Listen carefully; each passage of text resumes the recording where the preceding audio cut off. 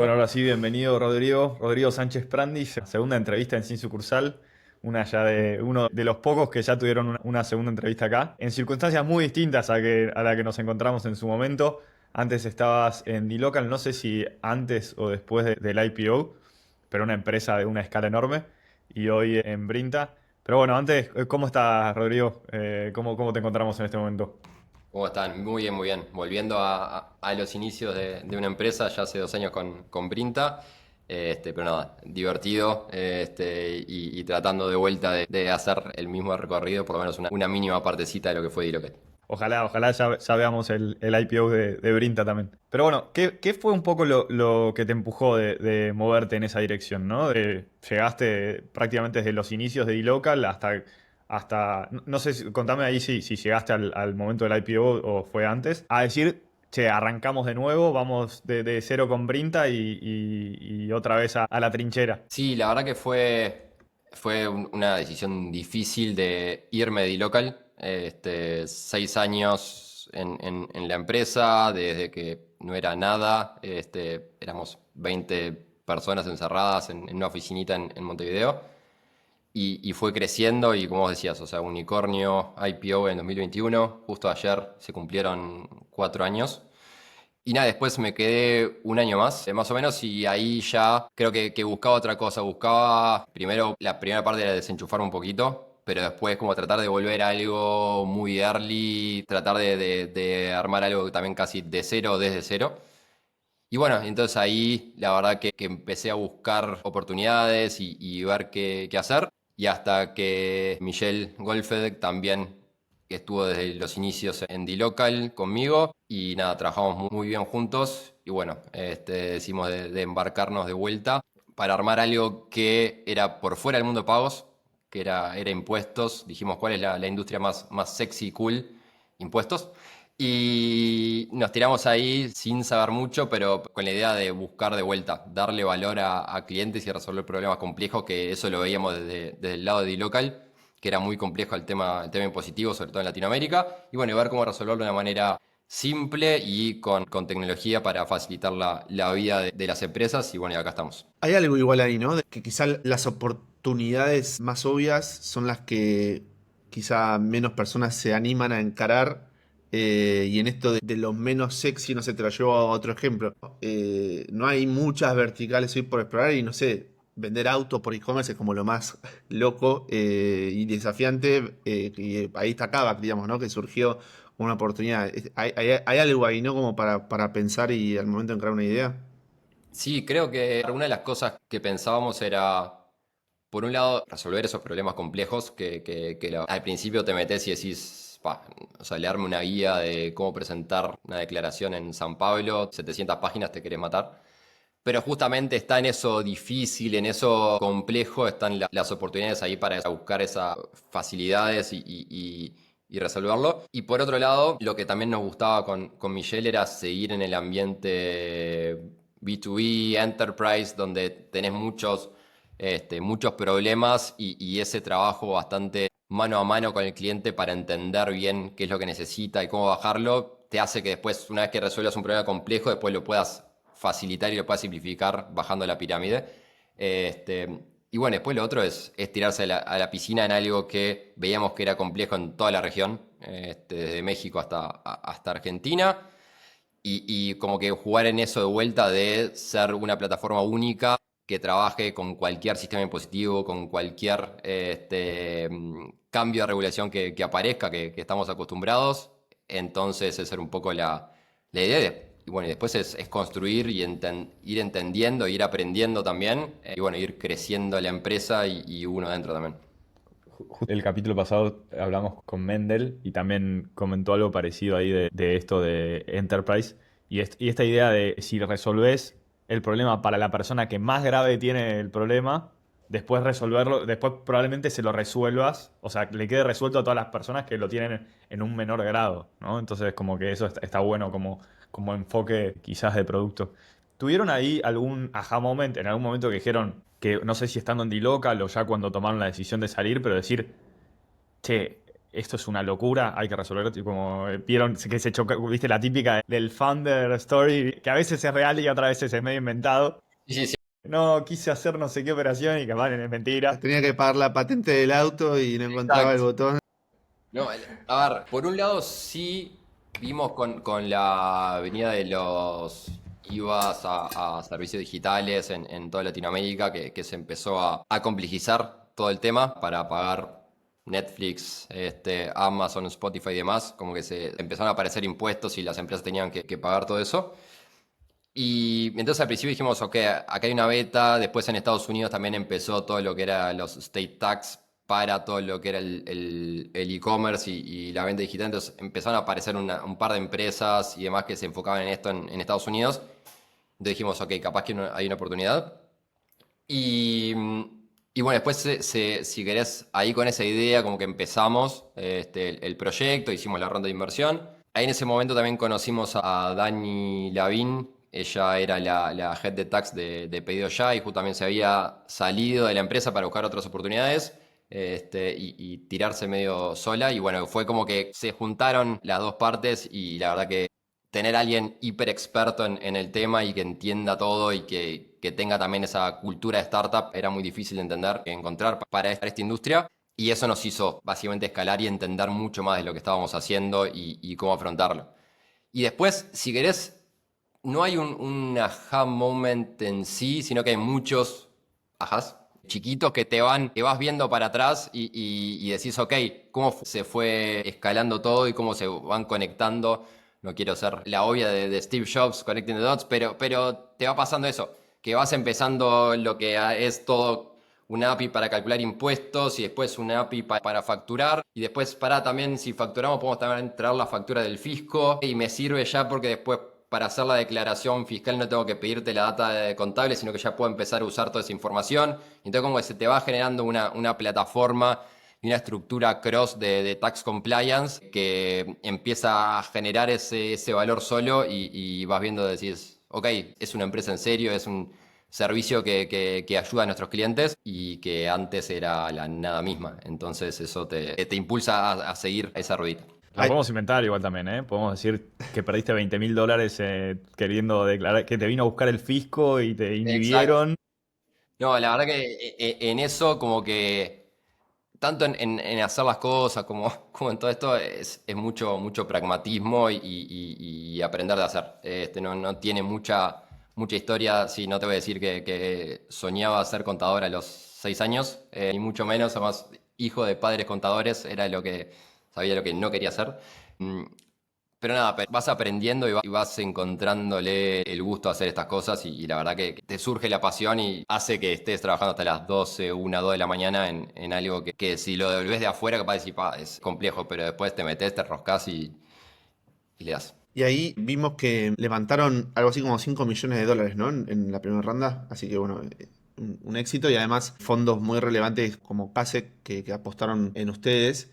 Creo que está bueno, no la pregunta típica, sino de qué es lo que vieron, sino encararla más de vos venís de liderar equipos de producto que todo el tiempo, trimestre a trimestre, uno está como defendiendo iniciativas y justificándolas con números y demás que si se quiere es, bueno, parecido a pichar una idea a un inversor, pero acá están fundando una empresa donde tenés 1.000 millones de variables más que solamente construir un producto. Los desafíos del hiring, los desafíos de constituir la empresa, el owners, o sea, tenés muchísimas variables más. ¿Qué diferencia viste ahí en pitchar una idea a un inversor y, digamos, versus cuando pichas una idea internamente en tu compañía para una iniciativa a priorizar? Sí, a ver, ahí tenés diferencias a nivel de. Creo que nosotros también, no solo pichar una idea, pero justamente pichar una idea con nada hecho, porque la verdad que fue una PPT que armamos con Mitch y bastante en un día, y bueno, y eso fue el pitch deck porque se dio así. Medio que decían que les sorprendió un poco, ¿no? La reacción de... Como que no esperaban que de golpe vengan y te pongan cinco Sí, o sea, palos. la verdad que buscamos algo menos de vuelta con ese pragmatismo y veníamos con la cultura muy de D-Local de trabajar, de ser lo más sustentable posible a nivel de buscar profitability y demás y de no gastar y todo eso. Íbamos buscando algo menor. Se dio lo bueno de que eso, o sea, hubo mucho, se involucraron muchos fondos y tuvimos la suerte de elegir con quién trabajar. Y, y nada, y en ese pitch lo que tenía mucho era muchas interrogantes. O sea, sé lo que sé y lo que no lo sé, no lo sé. Íbamos con esa honestidad también que creo que nos valió también porque era, ok, o sea, sí, hay una oportunidad para crecer. ¿Hacia dónde? Todavía no lo sé porque lo voy a ir aprendiendo en el camino. Eh, Obviamente que viniendo de una empresa que hizo IPO, ya nos ponía en otro nivel y tuvimos esa suerte que nada, ya ahora para levantar la siguiente ronda ya no vamos a tener esa suerte, ya ahora es números duros y fríos que cuenten la historia. Pero por un lado eso, muchas incertidumbres y también para nosotros fue la primera vez que hacíamos este proceso. Nos tocó de hacer algunas rondas con Diloca, charlar con algunos inversores, pero ya era otro estadio. Cuando levantó 200 millones, o sea, era distinto con la presencia que ibas y con los números que ibas para levantar. Y entonces esto se centró mucho en cultura, en mostrar cómo queríamos trabajar y cómo queríamos encarar el problema, siendo un poquito outsiders del mundo. Creo que eso también nos servía de haber visto el problema, pero no haber estado 10 años en la industria. Y después, eso, o sea, lo que nos, de vuelta, lo que nos sirvió mucho fue encontrarnos con Dani y poder armar, como que nos faltaba, teníamos la pata comercial, la pata operativa barra técnica la teníamos, técnica de nivel tecnología, nos faltaba esa pata especialista de la industria y creo que nos ayudó mucho. Y un poco por ahí, fue mucho de cultura, mucho de decir, ok, tenemos estas preguntas que queremos resolver con el dinero que levantemos. Y después es apostar, no hay. Me quedaba una cosa de lo que habías dicho antes. Hay una frase de Richard Feynman, como el físico famoso, que dice como todo es interesante si te metes lo suficientemente profundo, ¿no? Y un poco es lo que decía vos. De golpe estás hasta la 1 de la mañana trabajando en algo impositivo y que, viste, no fue que naciste con esa pasión, sino que te metiste tan profundo que ya te, viste, se te generó sola. Así que nada. Pero bueno, volviendo un poco a esta época inicial, ¿no? Hace 2 años y medio nos contabas que arrancaste con esto. Y bueno, ya arrancaron con CASE, fueron con una presentación, les pusieron 5 millones. ¿Cómo fue el proceso de inicio, ¿no? ¿Cuál fue el primer MVP? ¿Cómo empezó y viste, cómo fueron construyendo? Fuiste contando un poco cómo fueron metiendo las piezas, pero más que nada el proceso de lanzar el primer MVP a la cancha y tener esa primera validación de mercado, nos parece interesante quizás escuchar.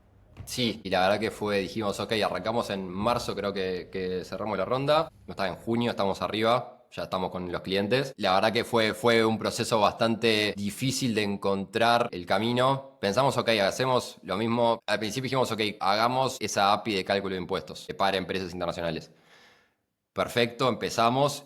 Y después vimos que no era, si nos quedamos solo con eso, no era tan complejo. Nada, si era para de vuelta, los Netflix, Spotify y demás, tenía una complejidad de presentar todo, pero al final era, no sé, calcular 22% en Uruguay, 21% en Argentina, 19% en Chile, 16% en México.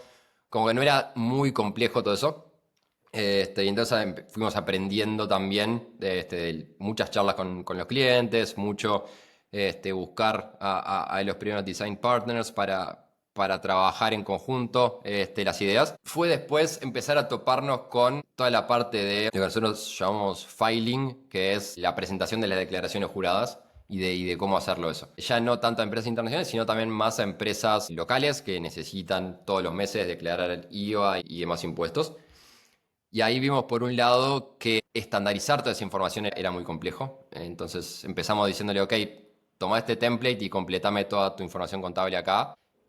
Y era irrisorio, por un lado. Por otro lado, conectarte con vía API. Generalmente equipos de tax o finanzas en las empresas no tienen tantos recursos. Me pasaba del otro lado que a los equipos de finanzas y eso lo dejamos muy en el fondo del tarro en la priorización. Entonces ahora lo viví, entonces fue, ok, ¿cómo podemos hacer de vuelta? Decirle, ok, la información que tengas contable, dámela como la tengas vos, no toques nada y yo me encargo de estandarizarla y de llevarla a la declaración.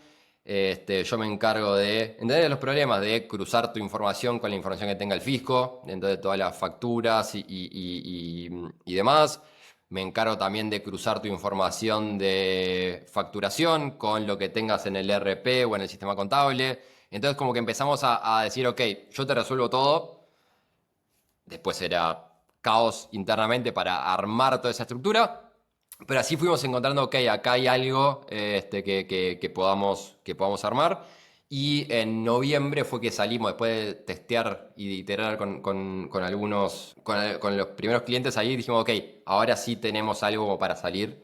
Y entonces ahí salimos y nada, y todo fue mucho así, mucho de entender el problema del cliente y ok, empezar a buscar una solución que empezaba a generar, ok, podemos generar o un feature o ya un productito y después ver, ok, capaz que sirve para pero mira, este cliente también está tratando de traer la factura no es en Brasil, pero es en Colombia y en México. Ok, busquemos la manera, encontramos y lo podemos hacer. Entonces, ya con la plataforma estandarizada y pensada para todo el ATAM, se te hace mucho más fácil eso, conectar diferentes fiscos, conectar diferentes soluciones locales, pero después llevarlas a un estándar y que los clientes empiecen a absorber todo eso y empiecen a tener ese valor agregado a través de Brinta. ¿Cómo está claro esto que quizá la hipótesis original era bueno, solucionamos para clientes internacionales estos impuestos que suelen estar en todos los países para bienes digitales o servicios digitales?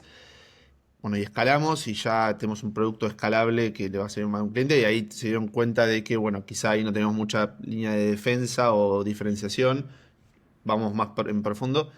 Y ahí yo claramente veo que debe ser un tema interno, es, bueno, hasta dónde vamos en profundidad, pero no perder, digamos, escalabilidad, digamos, ¿no? Como ese trade-off. ¿Cómo lo suelen hacer y cómo definen, bueno, no voy a resolver el impuesto de la provincia de Tucumán que le pusieron para tal cosa, digamos, ¿no? Y porque eso ya me saca foco. ¿Cómo son esas definiciones? Los benditos padrones de Argentina también, con todo de ingresos brutos y demás. Sí. Ahí es un trabajo que tratamos de hacer mucho con el equipo de producto y tecnología, de cómo se estandariza todo en un modelo en común cross empresa. A nosotros nos pasa mucho que hasta ahora lo que venimos contratando es equipo de tecnología y equipo de tax. O sea, gente especialista básicamente decimos los que saben qué hacer y los que básicamente le extraemos el cerebro para llevarlo a la plataforma. Eso implica también que trabaje con gente de tax que es muy experta, pero también conoce mucho del sistema tributario local. Empezar a challengear cuando te dicen cosas de, ok, sirve para Brasil, pero le dan una vueltita más para entender. Entonces, hoy, si querés, como guía medio rápida de un baseline que decimos a todos, si vamos a generar un parámetro nuevo porque no lo tenemos en la plataforma o algo, y si el nombre tiene algún componente local que me digas algo de Brasil que necesites del impuesto que se llama ICMS, le pones a ese parámetro que se llame ICMS algo, está mal, algo estamos haciendo mal. Busquemos, ok, ¿el ICMS qué es? Es un impuesto, ok, es un tax, entonces ya tenés algo de parecido a un tax que puede funcionar para todo el ATAM.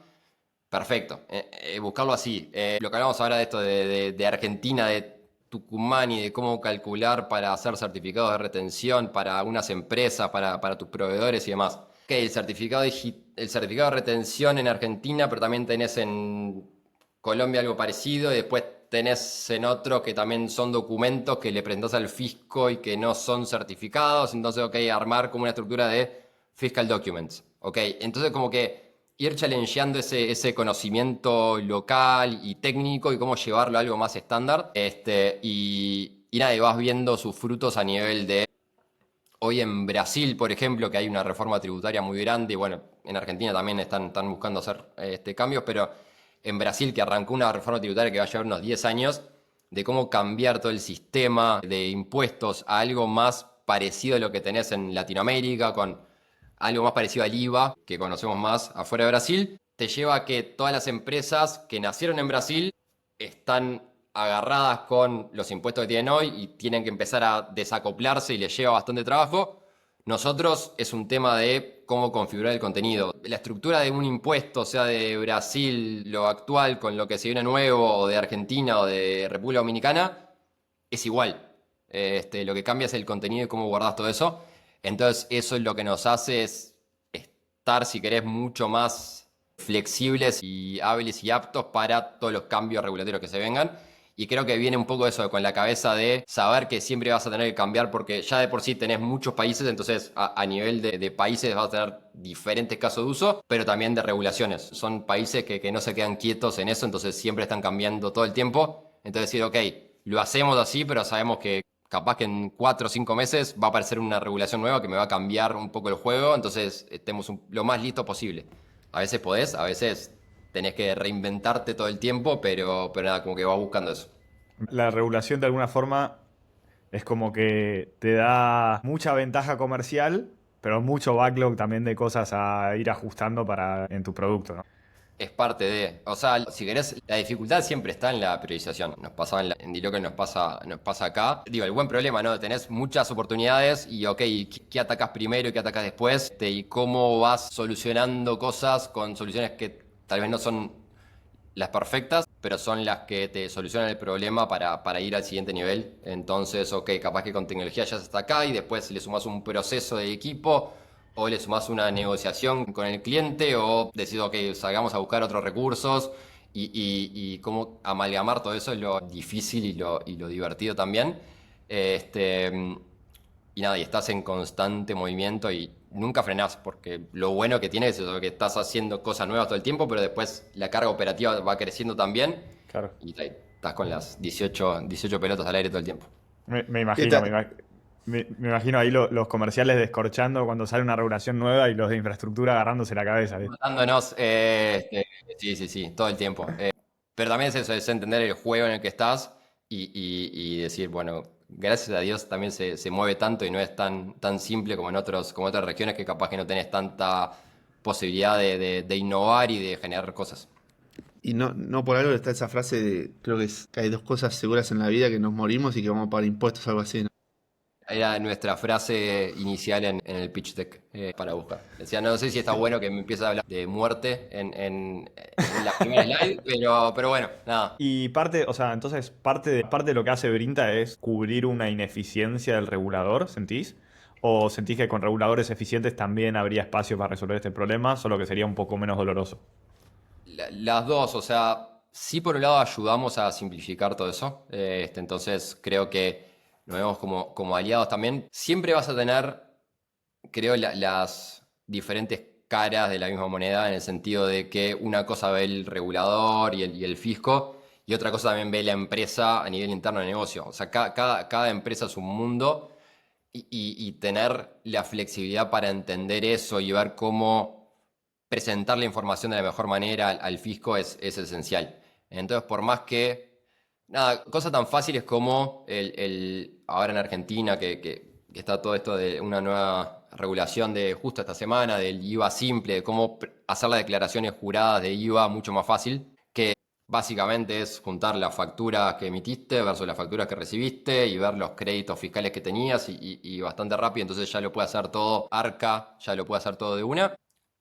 Pero nada, si tenés una empresa muy simple, perfecto, funciona. Ahora, si tenés una empresa con varias actividades y varios beneficios tributarios y demás, y que después tenés facturas que por ahí se emiten a tu quit, a tu número fiscal, pero después vos tampoco recibiste ese servicio, producto y demás, entonces como tenés que hilar fino, entonces ahí es donde nos sirve mucho de, ok, es mucho más rápido todo el trabajo con el fisco, pero también todo el trabajo con tu contabilidad, tu facturación y demás. También le agrega mucho valor por ese lado. Entonces, nada, o sea, decíamos que al principio decíamos que pagar impuestos sea como un pensamiento que sea como pagar la luz, que te olvides casi. La realidad es que no es así y hay muchas cosas para optimizar y para ser mucho más eficientes y ahí queremos ir entrando e ir ayudando a las empresas en ese sentido. Y ahí, Rodrigo, ¿quién es su usuario o cliente target cuando encaran comercialmente? Digamos, ¿es el CFO? ¿A quién es el que van a cazar, digamos, en las compañías?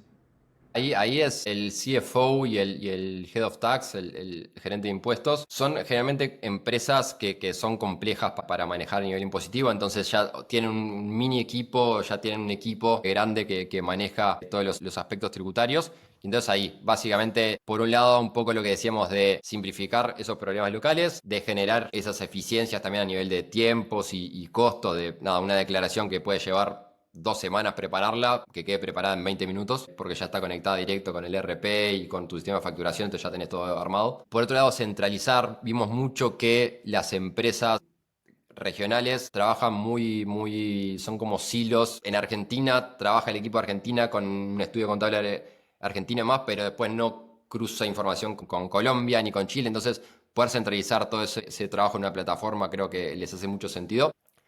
Y después fuimos entrando ok, nosotros llegamos con el equipo de tax, pero después hay soluciones para el equipo de contabilidad en sí, para mejorar la conexión con el ERP, o con el equipo de accounts payable y accounts receivable, para manejar todo lo que es facturación, billing y demás. Entonces como que vas encontrando maneras, y después nada, con empresas te diría, internacionales digitales y demás, todo lo que es el cálculo de impuestos a nivel producto en sí, con empresas de procesadora de pago, o eso, empresas de... También el primer caso de uso que también tenemos de digital content, donde necesitan calcular los impuestos y mostrarle al cliente y mejorar esa experiencia de usuario, también hemos entrado por ahí. Pero principalmente lo que decía CFO y Head of Tax son como nuestros champions adentro de la empresa. Y como argentino, entendiendo un poco todo lo que es el pain de un sistema tributario ineficiente, ¿no? Y ya me voy un poquito más a pregunta más estilo Fantino, ¿viste? Si a vos viene un gobierno y te dice, che, necesito diseñar todo el sistema tributario del país, por lo menos para empresas. ¿Vos sentís que hoy, con todo lo que venís trabajando con las empresas y eso, te podrías sentar y esquematizar cómo sería el sistema tributario ideal? No. Dejo a mi equipo que sepa todo. Pero, sí creo que siempre hay muchos intereses que juegan, ¿no? A la vez. En Argentina tenés ya el tema de la nación y provincias y demás. O sea, que es entendible cómo se reparte todo. Capaz que obviamente nunca ves las cosas que son más eficientes, pero también de vuelta, voy al pragmatismo. Capaz que nadie lo pensó de una, y uno a veces cuando lo piensa todo entero, después avanza 5 años y el mundo cambió, entonces también queda en desuso todo lo que armó. En eso soy más partidario de ir resolviendo esas ineficiencias, ir ayudando también a los fiscos, porque también creemos que somos aliados en ese sentido de cómo simplificar todo esto. Creo que si te preguntás por qué avanzó tanto, por ejemplo, la facturación electrónica o todas estas facilidades de presentar todo en Latinoamérica versus Europa, por ejemplo, o Estados Unidos, la realidad es porque hay un problema de recaudación, y entonces cuanto más simplifique, cuanto más control tengas, entre comillas, más podés recaudar de lo que se está perdiendo. Entonces eso genera, por un lado, a recaudar más, pero también genera buscar después usar esos ingresos de manera más eficiente, que bueno, ahí ya no nos metemos, pero en la parte esa de ayudar a hacer las cosas más fáciles y más optimizadas, sí, nos metemos ahí. Ni autoridad ni mucho menos para definir algo. O sea, sí de golpe puedes decir, acá veo un problema, acá veo otro problema. Si el fisco hiciese esta cosita distinta, habría una oportunidad. Pero no 100%. quizás tanto a nivel tipo, che, este es el mapa de tributario ideal.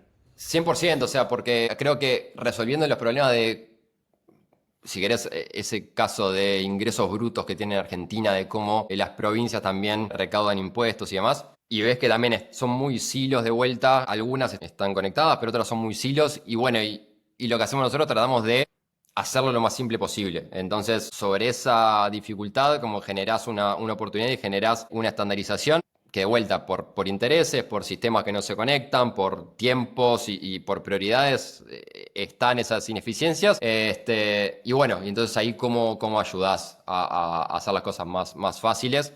Pero no, todo lleva tiempo y lleva pienso. Así que creo que es parte del proceso y cómo va avanzando la vida por un lado y para otro. Me puse filosófico. Perfecto.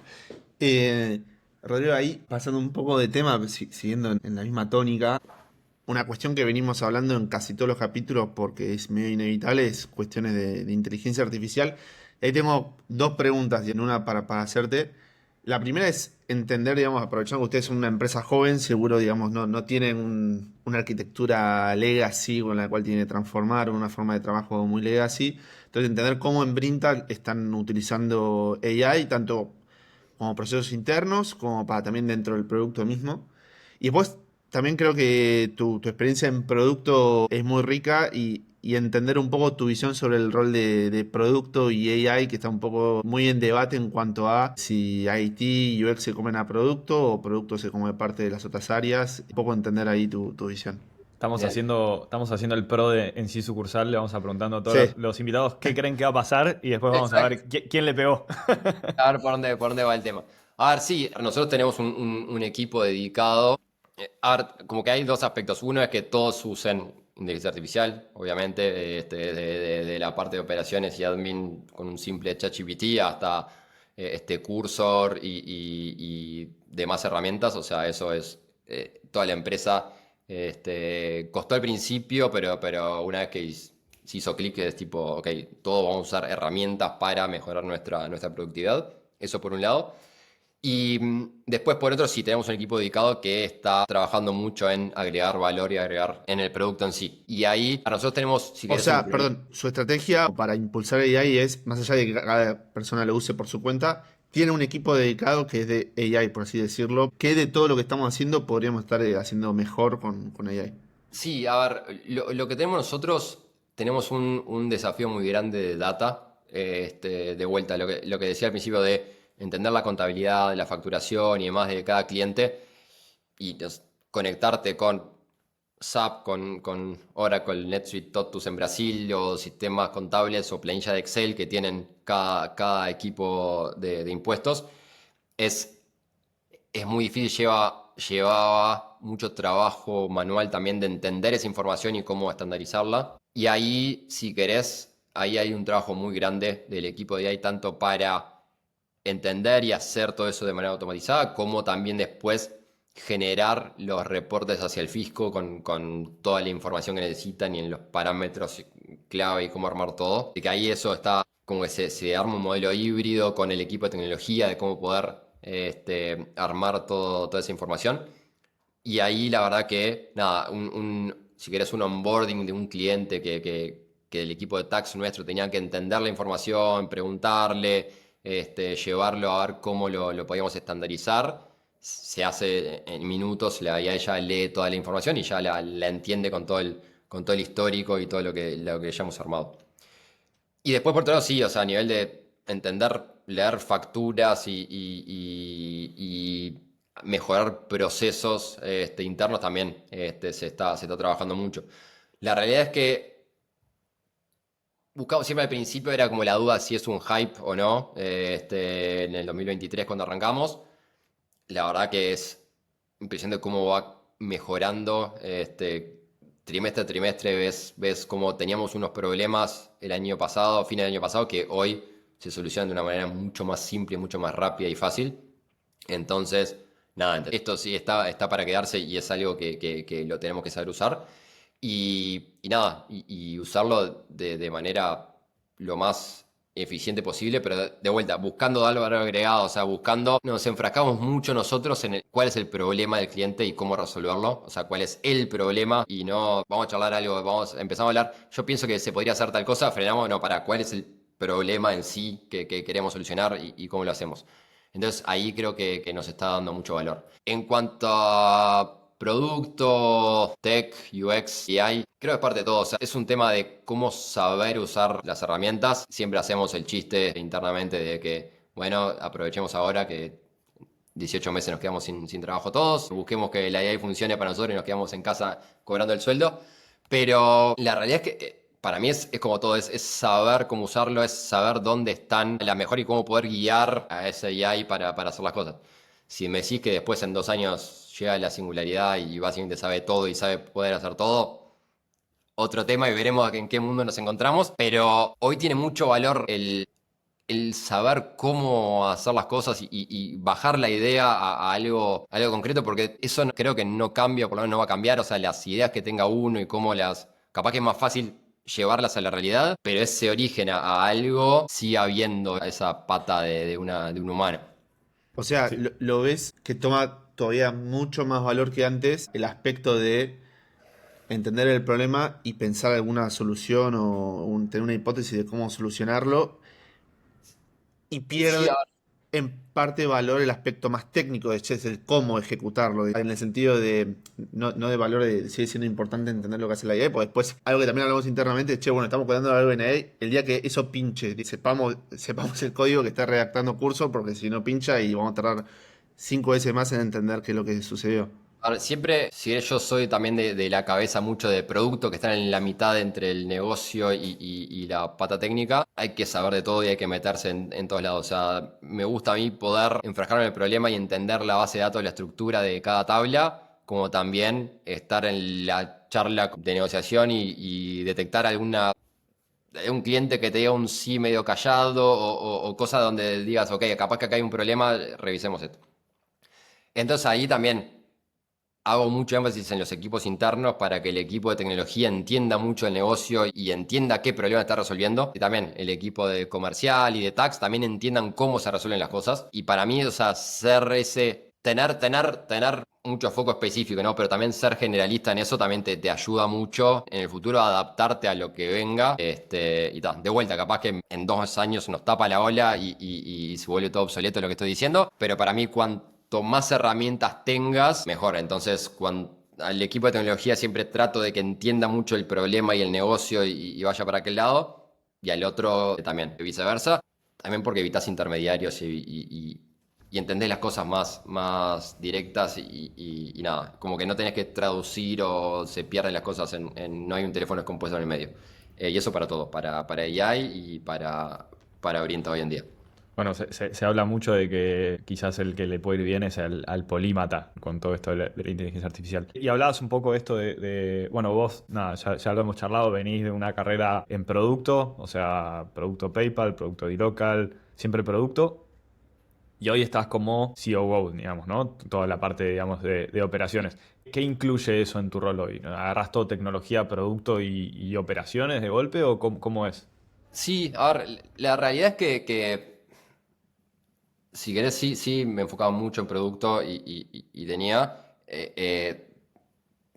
Producto es, me pongo como disco rayado, pero es resolver el problema. Y cómo se resuelve puede ser tecnología, pero muchas veces es con la pata operativa y procesos y hacer que las cosas pasen más allá de la tecnología.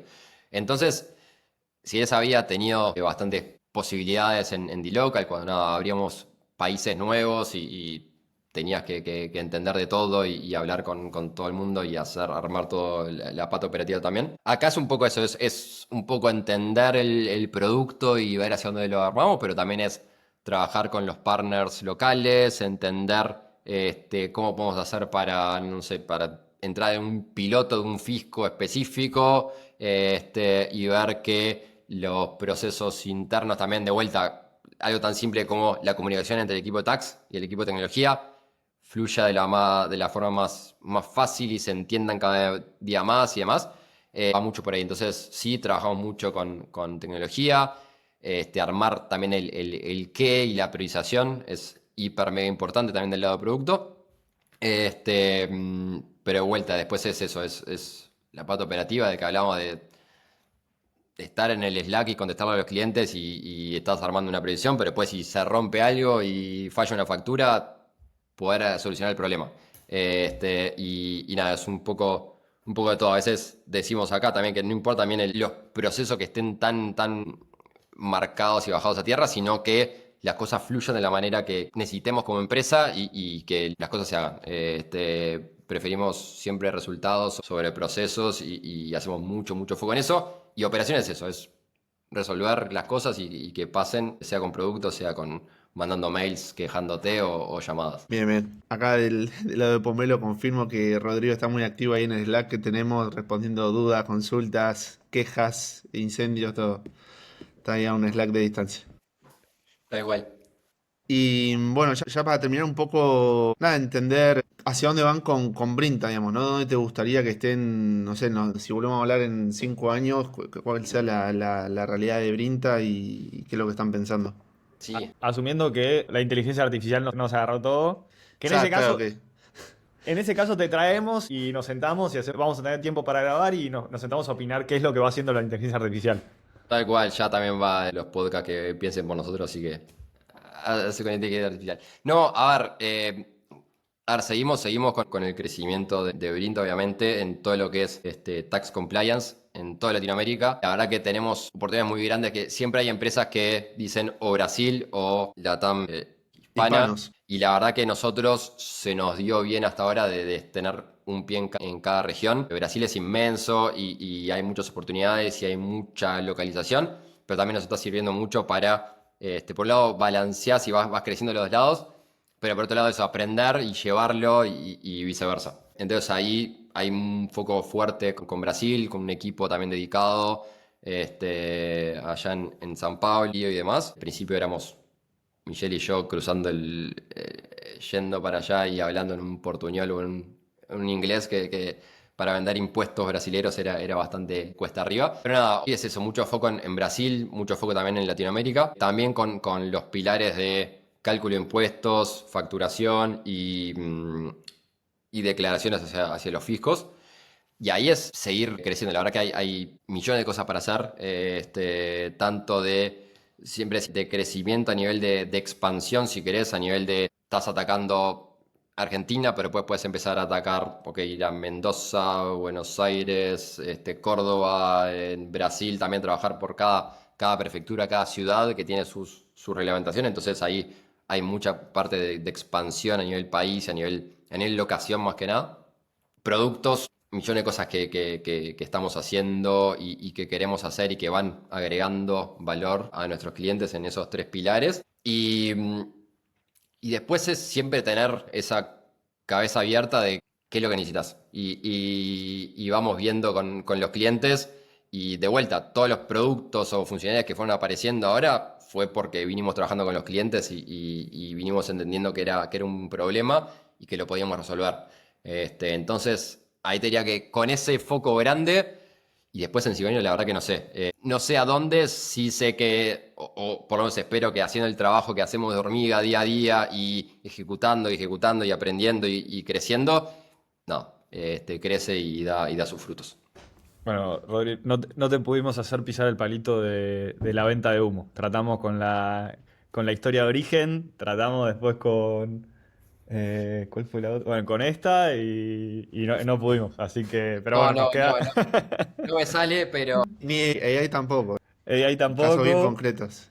Sí, pero bueno, nos queda el agradecerlo. pragmatismo nos maneja acá Sí, en sí. Vinta y nada, a ver, la carrera fue así, creo que en Dilocal también fuimos trabajando mucho de la misma manera y nada, y Vinta creo que no es distinto porque nada, la cultura somos nosotros, entonces lo vamos llevando de esa manera y de vuelta también no queremos vender un gato por liebre, o sea, es un hecho de que de vuelta, lo que sabemos lo sabemos y lo que no, se va generando, pero Y en impuestos no se puede vender humo. En Eh, impuestos. claro. Hay que, en impuestos hay no que se puede ser vender bien. humo. En impuestos no se puede vender humo, exacto. Esa era la tercera, que tratamos también de que pise el palito, la de que diseñe todo el sistema de impositivo del Exacto. país ideal. Ahí tampoco Palito, entró. palito, chiquitito. Sí, sí, sí, sí. Pero bueno, no, está buenísimo, Rodri, está buenísima la mentalidad que tienen. Creo que se nota cuando hablas que tenés como ese foco en resolver problemas y esa mentalidad bien de producto y que la estás logrando escalar, digamos, a cómo funciona la organización directamente. Así que nada, te felicito y ojalá volvamos a hablar ya cuando siga creciendo el bicho este que están armando. Exactamente. Y gracias por el rato, siempre a disposición y nada, seguiremos acá. Cuando se crucen el charco, a Uruguay también. Gracias. Abrazo grande.